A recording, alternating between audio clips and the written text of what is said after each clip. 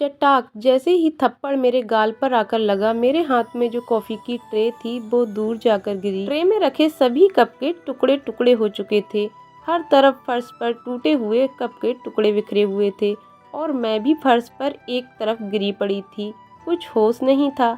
कुछ पल के लिए मेरा दिमाग सुन्न हो चुका था। शायद थप्पड़ बहुत जोर से पड़ा था या फिर मैं उस थप्पड़ के लिए तैयार नहीं थी। उस थप्पड़ की गूंज से पूरे हॉल में शांति हो गई थी। किसी के मुंह से एक लफ्ज भी न फूटा। मेरी सास के चेहरे पर कुटिल मुस्कान आ गई, जैसे ये थप्पड़ मारकर उनके बेटे ने कोई किला या गढ़ जीत लिया हो। मम्मी जी की सारी सहेलियां जो उस किटी पार्टी में मौजूद थीं, हैरानी से कभी मम्मी जी को, तो कभी उनके बेटे संदीप को, तो कभी उनकी बहू यानी मुझे संजना को देख रही थीं। पर किसी ने भी आगे बढ़कर मुझे उठाने की कोशिश नहीं की।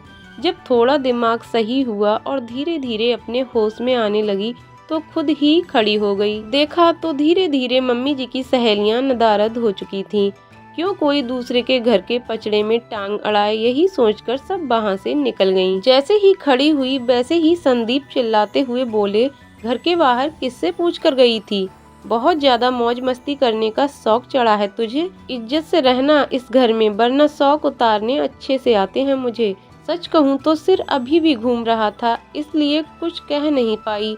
संदीप अपना गुस्सा दिखाकर घर के बाहर निकल गए। और मम्मी जी, उन्हें तो शायद मुझसे कोई हमदर्दी थी ही नहीं।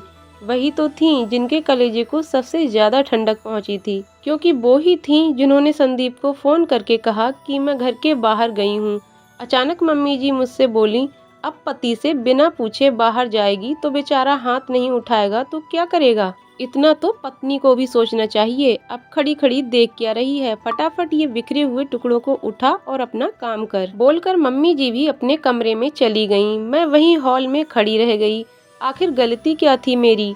यही कि मम्मी जी की किट्टी पार्टी के लिए बाहर से सामान खरीद कर ले आई, और बाहर भी कितना, घर के पास वाली दुकान से ही लेकर आई थी। बस फोन करके संदीप को नहीं बताया था, पर मम्मी जी को तो बोलकर गई थी ना।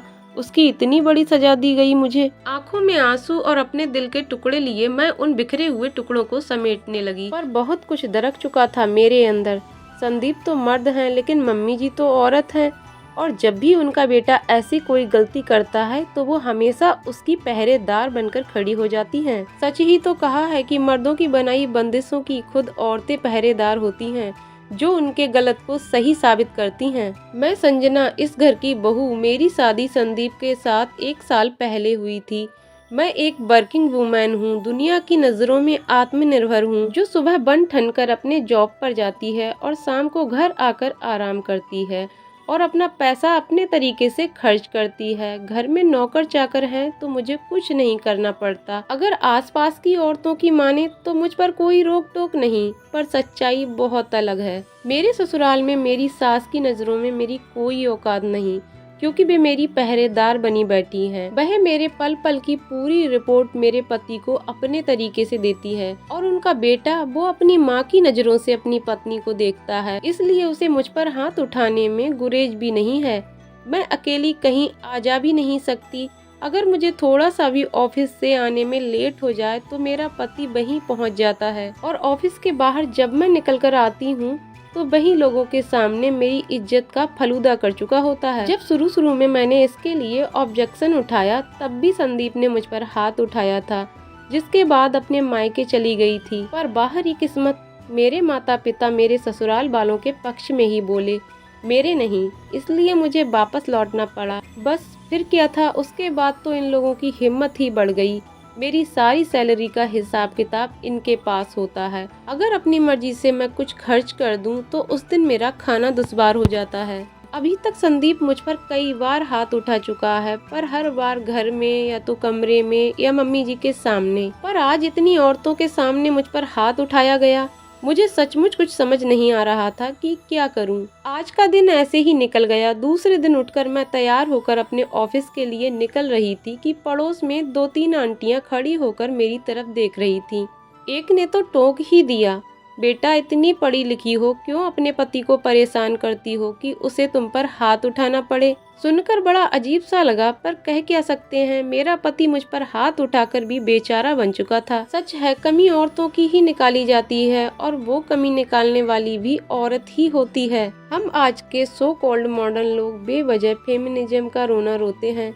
असल लड़ाई मर्दों से नहीं बल्कि औरतों से ही तो है। मन में ख्याल आ रहे थे कि काश भगवान अगले जन्म में औरत ना बनाए, पर ये तो हार मानने जैसा था।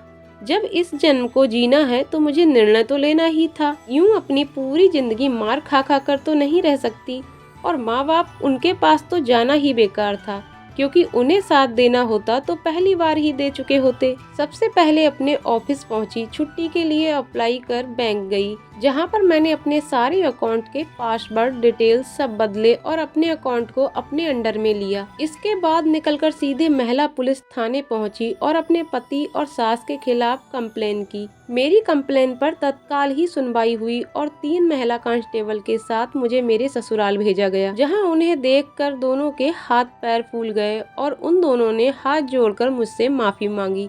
हालांकि जिस तरीके से वो लोग मुझे देख रहे थे, मुझे पता था कि वो दोनों मुझ पर बाद में हाथ उठाएंगे। फिर भी मैंने उन्हें माफ किया, लेकिन साथ ही साथ मेरी जान जोखिम में है ये थाने में जरूर लिखवा दिया, जिसके बाद दोनों को वार्निंग देकर छोड़ दिया गया। कांस्टेबल के जाने के बाद मेरे पति ने मुझ पर हाथ उठाने की कोशिश की। इस बार मैंने भी पलटकर 2-3 चांटे उन्हें रसीद कर दिए। देखकर मम्मी जी चिल्लाई, अरे पति पर हाथ उठाती है, शर्म नहीं आती तुझे? अगर घर की इज्जत ऐसे ही उछालने का शौक है तो यहाँ क्यों पड़ी हुई है, तलाक क्यों नहीं दे देती? नहीं मम्मी जी, तलाक तो मैं नहीं दूंगी, आखिर इतनी आसानी से आप लोगों को कैसे रहने दूं?